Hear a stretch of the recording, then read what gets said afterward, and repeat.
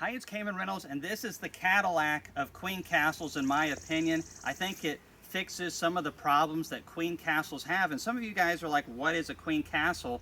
A queen castle is basically a mating nuke. It's a fancy term for it. There's four-way queen castles, three-way queen castles. This one is a three-way, and it solves a couple different problems that queen castles have. So as you can see, here is the lid right here. I just opened it up because there's a couple bees up in here. And this is just your telescoping cover, and now we have three different compartments. You can see two different sections dividing those compartments up, but there's some cool features back in here and at the bottom. And what I'm going to do is show you the bees themselves, because we need to get them out of here quickly. I'm hoping there's no swarm cells. I'm a little late on this, but then we'll show you at the end of the video how this is designed. It's designed by Bailey Bee Supply, and you can get them there. But for some of us who build our own, you may look at it and go, I could learn a thing or two from this really nice design.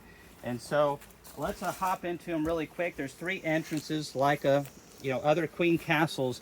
You have your entrance over here, and you can see they're bringing in pollen. We're finally getting some hot weather here in early June.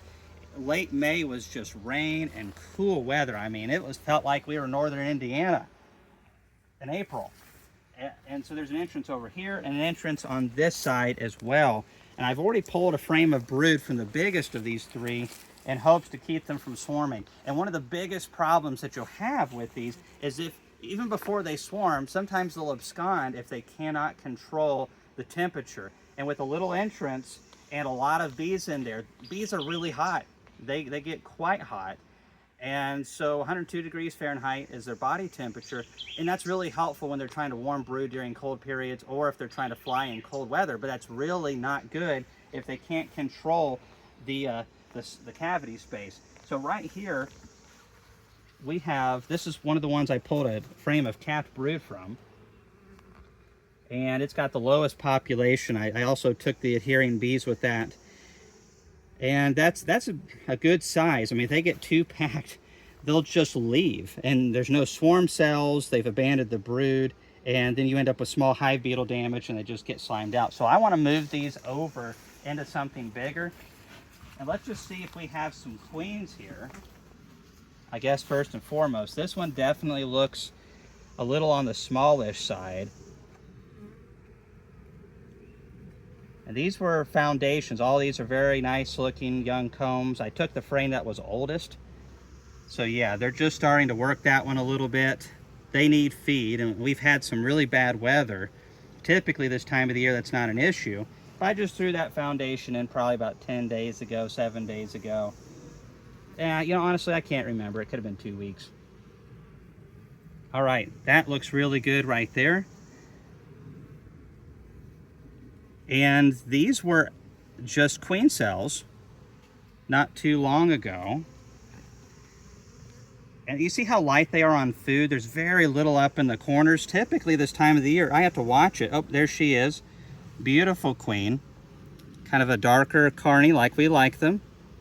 And she's just huge. And she'll make a wonderful queen for a stronger colony. And that's what these colonies are destined for. All of these, I have a bunch of these, probably about 50 going right now, and there's not a goal to increase our colony numbers. This is to keep us sustainable, because we have queen issues throughout the summer, and it's hard to get colonies to fix themselves during our dearth, and they also lose their strength. This right here is a boost. It's the easiest way to introduce, so most of these queens will get a nice little blue dot, and then they are also going to get put together with a colony that has a bad queen or no queen at all. So we got some nice brood right here, but look how low they are on food. This is one of the biggest issues with a queen castle or most nukes is feed, because too much and they backfill, and too little and they starve out quickly or chill on a cold night. So we have a trickle coming in right now. Thankfully, like I said, it's warmed up, but this is a jar feeder location, and they're segmented so they can't get to one another's feeders. And of course, this just blocks it up when I'm not using it. All this has been wax dipped by Laurel and I, but you can just put a jar feeder in here. This one, I think I'm gonna just leave in here, and we're gonna give them a jar feeder. I don't need to remove this one today. So that's one of the big things is feeding. And in little colonies, it's tricky, right? Too much is too much, and too little is, well, duh, too little. All right, let's see what we got in these other ones. Again, controlling temperature. Big part of the problem of having these nukes. There is a screen bottom board at the bottom of these. I don't want to lift the whole thing so that the bees will get out and maybe the queens go from one side to the other. I prefer to avoid that. All right, the queen's not on that inner cover. This one is packed. Look at all that food right there in the top. See all this capped honey? They might be trying to swarm, actually. Hopefully not. But as long as the queen's still in here, that's the main reason we have these, is for the high quality queens. Oh goodness. Somebody needs more room. Oh man. You know, this one will be like that soon. Oh, there's the queen right there. Definitely a different coloration. Interesting how that happens. You know, bees are just so genetically diverse, if they're good ones. That is a lot of bee power right here. This is a good problem, but we have to get it timely, in a timely fashion, because when this emerges out, is going to cover pretty much all this cavity space in just this one frame of emergence. This thing's fixing to have to abscond. And if you'll look down into this box, I don't know how well you can see that. I think, yeah, there's a screen at the bottom, but it's still segmented with some wooden boards between each that these masonite, I believe is what these are, connect to.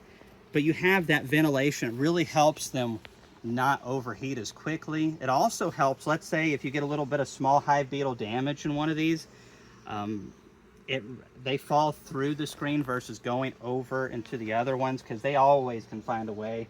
Obviously that's not ideal, but it does happen. So what we're going to do is most definitely put this one into a nuke box. And you know, I do videos on different products. I really pick and choose what I want to do. And you know, some people don't believe that, and that's okay. There's a lot of other YouTube channels they can watch. But I really wanted to do a video on this because I've made several of my own queen castles, and this one's a lot better. It's the nicest one I've ever seen. And I just think it's really nice to know about, whether you purchase one or maybe you're building some in the future. This is a great design, and a lot of thought has gone into this. I really like it, and so I'm doing a video on it because I think it might be useful to somebody. You know, it's just like this bee suit right here. I'm trying it out. I've wore it for about 100 hours. It's the new Apis tactical suit, and I like it. They don't pay me to say, hey, came and do a video. We do have offers like that. I tell you the pros and the cons. This early edition has a couple cons. One of them is this thin material right here. If you're not wearing the gloves, you can get popped right here. But if you're wearing it with their gloves, you're fine. Or another set of gloves. I really do love a couple things about this suit. I know I'm segueing here, but it's the Kamon Reynolds YouTube channel. I mean, that's what you expect at this point, right? If you've been following us for a while. On the inside of this suit, it has really big holes, allowing more heat to come off of you. And that's great, and it seems to be a nice fit. It fits me really good out of the gate, and this is my favorite feature. If you're going to have a fencing veil, look at this right here. I can look all the way over here, and I can still see stuff. It's amazing. If you look at most of the fencing veils, there's like mesh right in here, and you can only really see straight in front of you and just a little to the sides. This one right here, I can see to here. When I'm driving a truck with this on, or my forklift, I can look like this. I don't have to go like that just to see decent. So I really like that feature. You know, there's a few things, you know, that aren't as great, but I really like the first edition of this suit. So I talk about it, and you guys can go, you know what? I don't like that at all, Kamon. That's perfectly fine. That we're just discovering stuff together. And I might discover what a stinger feels like in the thumb here in a second if I don't watch it. There's a lot of bees in here. Okay, see that amount of food right there? That is great. That's really ideal for a hive this size, but they are fixing to swarm big time. Woo, yeah. This is, you know, here in just a brood hatch, this is going to be a sellable nuke. We're not trying to sell any nukes this time of the year. But we are going to put this right into here. And this is where we're really fortunate. We could put some foundations and feed, but I have some combs from some dead outs. And we're just going to stick those in there. That's from the Varrock sand strips right there. And they'll just draw that right back out. You see where one was actually on that one too. And so I'll put those towards the inside. They'll draw those back out. And we'll put these in a new location. And they'll be right as rain. I've got the entrance closed. Yep, entrance closed. The only issue is there is a handful of bees in there and foragers that I'm not getting, but that's okay. What I'm probably going to do with this one is put a little feed on it. I'll let it sit for a week like this, let it emerge more bees. It'll be about 4 to 5 frames strong. And as I find a bigger colony that needs a new queen, I'm going to newspaper combine that with that bigger colony and fix them and give them a brood boost and get them back on track. So this is, to me, the most value in raising my own queens is keeping my production colonies going. That looks really good too.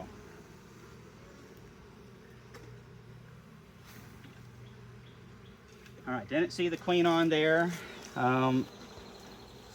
You know, whenever you're working these, just keep one side closed so that you don't accidentally have the queen roll off into it. So don't leave it open, even if there's nothing in there. I am going to open it up when I'm done, and these extra bees will go over into that other one, and I'm going to pull this slide right here and add a couple combs and give this one some feed because they were so light. I'll put a jar feeder in this section or this section because I'm going to open both of these up. All you have to do is pull that board out, and now you have a 6-frame section, which is also very nice. All right. This one is pretty tight against the wall. This one doesn't look like they've drawn it as much, so I think I can get it out with as little damage as possible. I just want to be really careful, try not to roll any bees. It's very difficult with all the big comb they sometimes make in between. All right. This is my favorite part of beekeeping, is seeing young queens fix production colonies or build new production colonies. And when they're laying like this right here, I mean, what's not to like? You just got to stay ahead of them, and I'm barely getting ahead of these two right here. That other one has a little bit more time, but probably just maybe a week if you give them some feed. So you got to stay on top of these things. And while we're on that topic, you see folks that talk about, whoops, don't do that, that'll rile them up, 2-frame mating nukes. And they were really popular a handful of years ago. And it's too small. It's just too small. And when we set these up, it's about 3/4 of a frame of brood, and doesn't even have to be all, we don't want all emerging brood because that covers this really fast. I really want a frame that is maybe third food, different stages of brood, because we need some time to let that queen, these are queen cells, to go out and mate and come back. And by then there'll be different stages of brood that it's emerged, but they're not packed out. We want to give them a little bit of time so that queen can have enough time to lay and her offspring start emerging out. These look like her offspring's been emerging out for just a little while, and now we can really evaluate the queen, and she also isn't going into a situation of stress as a young queen, which is really hard on them. Oh yeah. I can smell some nectar. The last couple days has been hot finally, and basswood is going, and I believe sumac is starting to kick in. Oh wow, look at all that drone brood they've built off the bottom of the frame. That just shows you they've needed some space. And you're bringing in this nectar right here. You just see these spots of nectar. If we were in a really strong flow, they'd have already built swarm cells by now. So shame on me for not being in here earlier. I feel very bad. Florals just kept me so busy.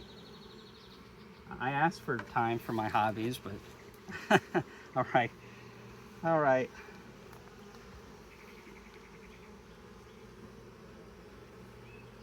Women have amazing powers. One look, you just know. Another great frame of brood right here. I mean, look at these ladies doing all this amazing stuff right here. Just, it's awesome. Look at that brood. So this, I mean, I don't have a lot of flow left, and that's really key with, oh, there's the queen right there. They love to hover around those edges. That's why you always got to watch them. You squish them up against the end bar and the side of the box. Always put the frame in and pull it out as straight as possible to ensure that you don't hit the queen right there. But if we were going into a flow, we just let this colony build itself up. The flow is going to end here in about 10 days for us. And so that's a terrible time to try to build this colony up. There's a lack of pollen, and if there's a lack of pollen, we can feed pollen sub, we can feed sugar syrup, but the real stuff is what builds bees. The sugar syrup is pretty darn good at getting comb drawn, but we don't have pollen, and the pollen patties just won't keep them going long term. It'll work for a little while, but this colony would really struggle in Tennessee, in my area, going through late June. They'd look good in late June and early July, but by the time end of July and mid-August rolls around, they're really struggling with a spotty brood pattern from a lack of nutrition, not from a poor queen. And this colony just doesn't have the stores. It'd be fine if it had a full frame of bee bread or two to go through summer. About 2 good frames of solid bee bread with what little trickle comes in would be helpful, and a little pollen patty. But they don't. The big, powerful colonies, the honey production colonies, they've been stocking away extra bee bread for months, March, April, May, and early June. So they go through the summer pretty good. As long as we have a good queen and low mite loads, we're great. They have plenty of food. It's these little guys that struggle going into that. Now, some of you guys are like, summer, July and August is our best weather. A colony like this is going to build greatly. Unless you have bad weather, there's no reason to feed them in that. But a little bit of feed doesn't hurt to help them get to drawing some comb out. And my goodness, I am sweating buckets right now. So we have 2 combs, and this is going to help them greatly because this is a lot of energy that they don't have to expend in order to draw this out. So what I'm going to do is actually look down into here real quick. You can see just how many bees are on these sidewalls. And I'm going to put these frames up against them in hopes that most of them are going to want to cling on this. And then I'm going to put these 2 in that box right there. And like I said, all the forager bees will merge in with this one.